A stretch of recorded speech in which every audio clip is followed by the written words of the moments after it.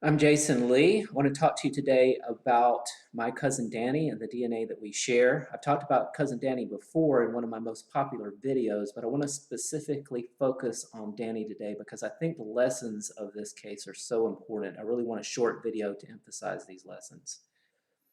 A couple of issues that come up. We get a lot of questions online about the importance of chromosome browsers. I want to push back a little bit on the arguments that say that chromosome browsers aren't really important or necessary. I'll present to you what we can learn from Danny's case and let you decide for yourself.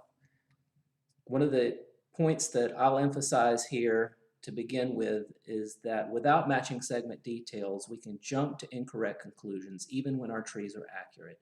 So with Danny and I, we've done good research, we've done good documentation.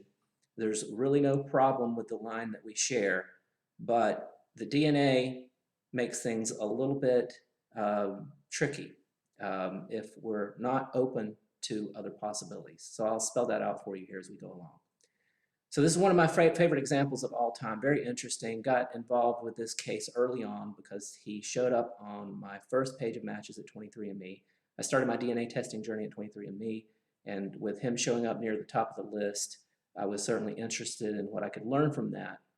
Also saw him on GEDmatch, so that was helpful. Saw that he shared about 51 centimorgans with my family.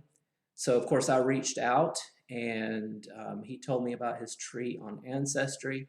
But after looking at looking at his tree and comparing our trees, I really couldn't find anything to explain our shared DNA. He told me that later on his mom would probably be testing and we could look at that and see if that helped. But we weren't able to find common ground, so we had to move on. And this was fairly early on in my genetic genealogy journey, so I was working on my tree, making some corrections. I had started off with the information that I had put together as a child, and my tree wasn't very well developed, and I ended up having to take some people out, put some people in. And as a result of that, because of Ancestry's automated systems, Ancestry looked at those changes and eventually found a connection for me and cousin Danny, and Ancestry was able to say, hey, you've made some changes, we found something that you have in common now, we'll give you this common ancestor hint. You share ancestry through Wilson Williams and Emily Elizabeth DeLoach, and so things are certainly more interesting at this point. I'll emphasize that this is a direct maternal line connection for me, so this goes through my mom's mom, and so on. Ruth Deen was my second great-grandmother. I want you to remember Ruth Deen. Ruth Deen becomes important in this, so try to remember Ruth Deen here. Also remember that this is a maternal connection for Danny as well. So maternal, Ruth Deen, and then this couple, Emily Elizabeth DeLoach and Wilson Williams. So moving on, eventually we got a DNA circle. So Danny and I showed up together in a circle with a good solid line connecting us, indicating a DNA connection, and this circle was for Emily Elizabeth DeLoach.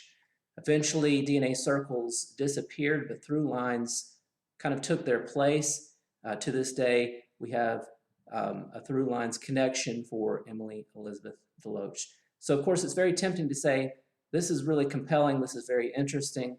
Why don't we just go ahead and say that we have a DNA verified relationship here?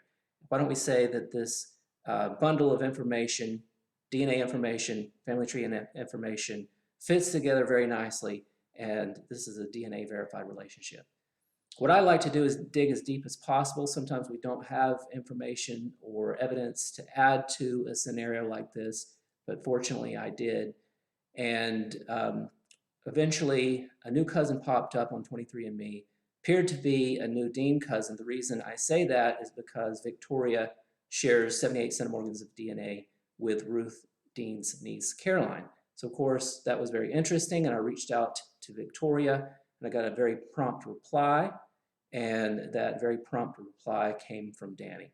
So I wasn't expecting that. I did not know that Danny's mom was Victoria until he told me. So here we have another interesting Deen Williams connection. seems to verify what we've seen already. It's very tempting at this point to go ahead and say, the evidence keeps piling up, let's draw our conclusions. But I had the opportunity to dig a little deeper, and this opportunity came through the Chromosome Browser at 23andMe.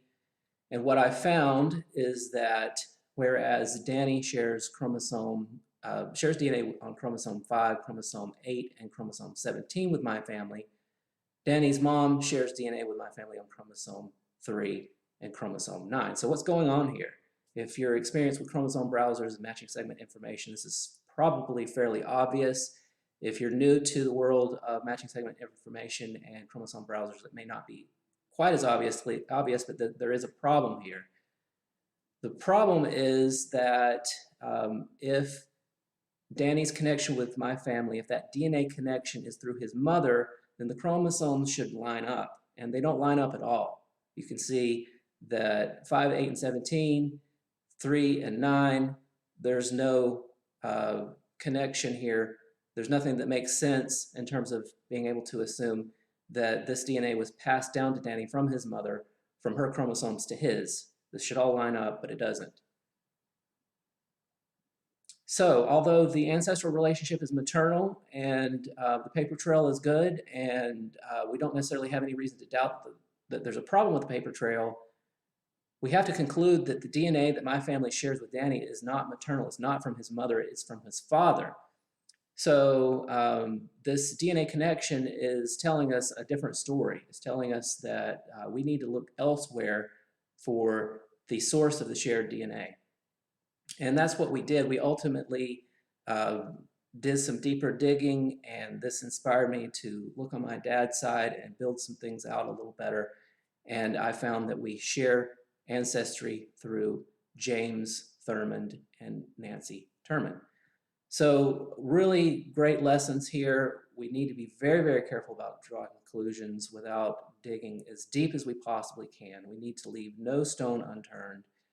We also can benefit from this process. We might end up losing a pet theory, but then getting something really nice in its place.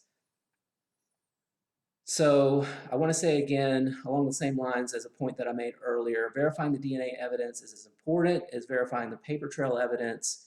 I think some people are tempted to treat DNA evidence as second-class evidence, and they feel that when they dig into the paper trail after getting some information from the DNA evidence that points in a specific direction, they're really getting into the gold standard evidence when they get into the paper trail evidence. But I would say that DNA evidence is as good as any other form of evidence, and like any other form of evidence, it needs to be coupled with other forms of evidence so that we get a very clear picture.